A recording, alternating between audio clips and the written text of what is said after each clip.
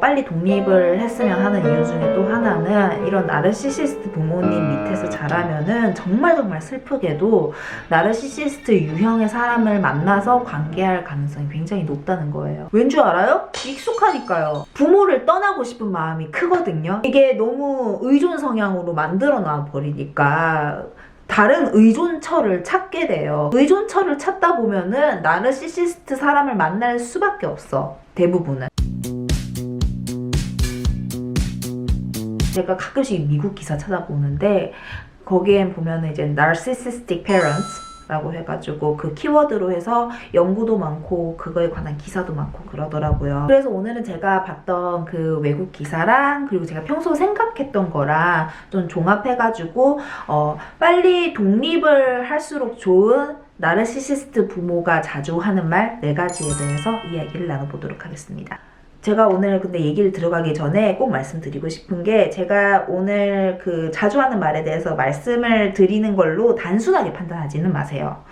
우리 부모는 나르시시스트 부모다 혹은 내가 나르시시스트 부모다 조금 돌아보는 계기가 되었으면 하고 극단적으로 뭐 절연해야 된다 이런 생각은 좀 안 하셨으면 좋겠어요. 네, 그러면 들어가 보도록 할게요.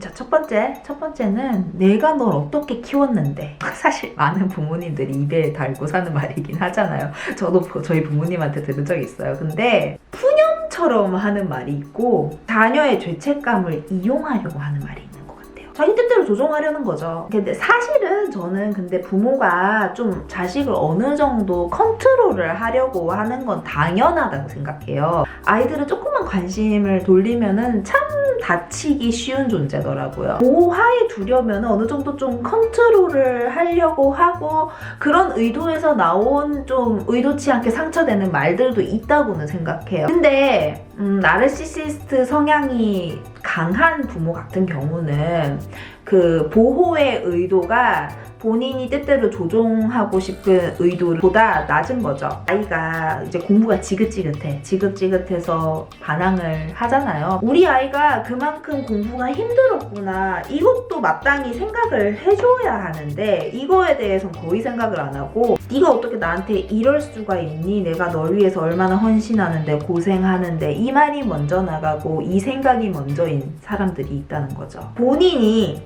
부모로서 얼마나 고생하고 희생하는지에 도취해 있는 케이스. 아이가 그래도 공부 때문에 얼마나 힘든가에 대해서 좀 생각을 하면 괜찮은데 이 생각까진 가지도 않는 거야. 내가 널 어떻게 키웠는데 자매 품으로는 너만 아니었으면도 있어요. 내가 널 낳지만 않았으면 엄청 막 되게 멋있게 살았을 거다 이런 식으로 얘기하시는 부모들이 있죠. 뭐 결혼하기 전에 아이를 낳기 전에 굉장히 잘 나가는 사람이었을 수는 있어요. 출산과 육아라는 게 굉장히 희생을 담보로 한 행위라는 거는 정말 논할 가치가 없습니다.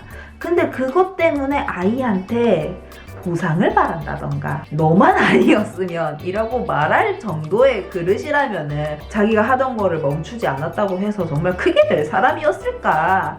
저는 의문이 듭니다. 저는 희생과 헌신의 가치를 굉장히 높이 사는 사람이에요. 근데 부모님이 아이한테 그런 것 때문에 부채감을 심어줘서는 안 되죠. 넌 나한테 빚이 있어. 넌 그러니까 내 뜻대로 해야 돼. 라는 메시지를 주는 건 굉장히 위험한 거예요.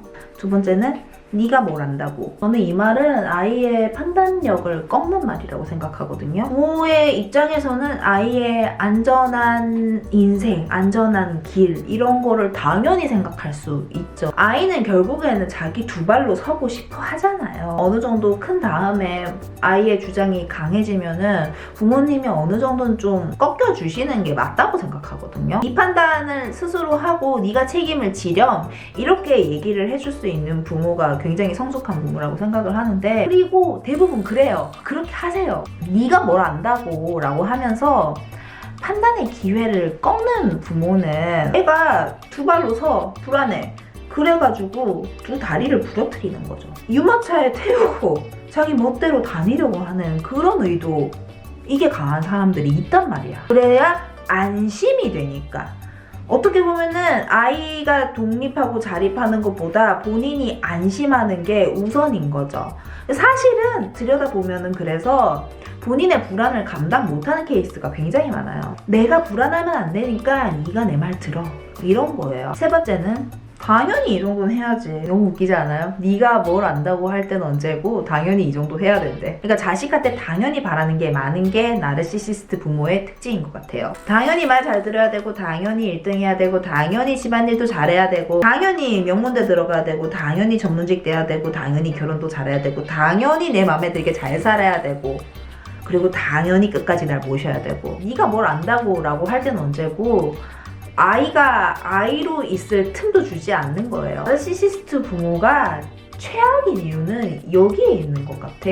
아이를 아이로도 두지 못하고, 그렇다고 해서 아이를 개인으로서, 독립된 주체로서, 성인으로서 존중하지도 못해. 이러지도 않고 저러지도 않는 거예요. 최악이야. 본인이 진짜 굉장히 편할 대로 대하니까 자녀는 이러지도 못하고 저러지도 못하고 굉장히 갈팡질팡하고, 그러니까 일관성이 없으니까 얼마나 불안하겠어요. 저는 그렇게 생각해요. 이런 식으로 불안한 부모가 불안한 아이를 키우는 것 같아요. 마지막으로는 휴대폰 내놔. 저는 솔직히 어느 정도는 부모가 아이의 사생활을 훔쳐보고 싶어 하는 거 정도는 이해를 하는 게, 그러니까 부모는 자식의 안전을 굉장히 중요하게 생각하는데, 어떨 때는 제가 뭔가 문제가 있는 것 같은데 그거에 대해서 얘가 끝까지 안 틀어놓으려고 한다면은 사실은 그렇게 해서라도 파악하고 싶어 하는 마음은 저는 정말 이해가 돼요. 근데 당당해서는 안 된다는 거죠. 부모로서 모든 걸 검사하고 통제할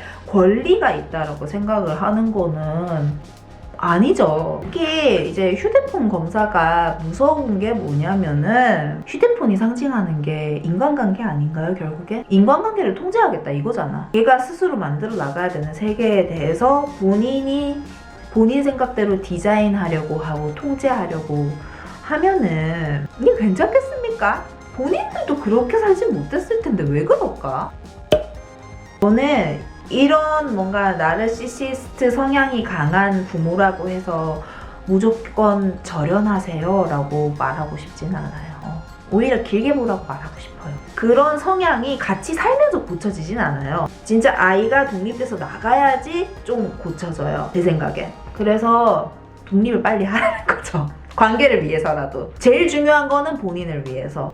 빨리 독립을 했으면 하는 이유 중에 또 하나는, 이런 나르시시스트 부모님 밑에서 자라면은 정말 슬프게도 나르시시스트 유형의 사람을 만나서 관계할 가능성이 굉장히 높다는 거예요. 왠 줄 알아요? 익숙하니까요. 부모를 떠나고 싶은 마음이 크거든요. 의존 성향으로 만들어 놔 버리니까 다른 의존처를 찾게 돼요. 그러면은 의존처를 찾다 보면은 나르시시스트 사람을 만날 수밖에 없어. 대부분은 뭔가 사기꾼 성향의 뭔가 연인을 만난다거나 사이비 종교 같은 데 들어갈 수 있는 거죠. 나르시시스트 성향이 강한 부모라면은 아무리 경제적인 리스크가 따르더라도 정말 눈 딱 감고 빨리 독립하는 게 훨씬 나을 수 있어요.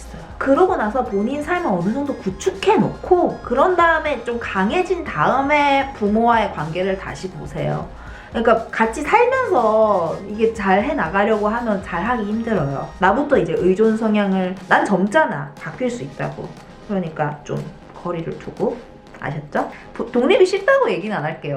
쉽진 않아요. 부모님도 자식으로부터 독립하는 경험을 통해 성숙할 기회가 될 수도 있어요. 그러니까 너무 죄책감 갖지 마시고 꼭 독립하셔서 행복한 삶 일궈내시길 바랄게요. 부모님과 다른 삶, 부모님한테 목수심이 있으시다면 부모님이 틀렸다는 걸 증명해보자고요. 아셨죠? 네, 지금까지 미대풀이었습니다.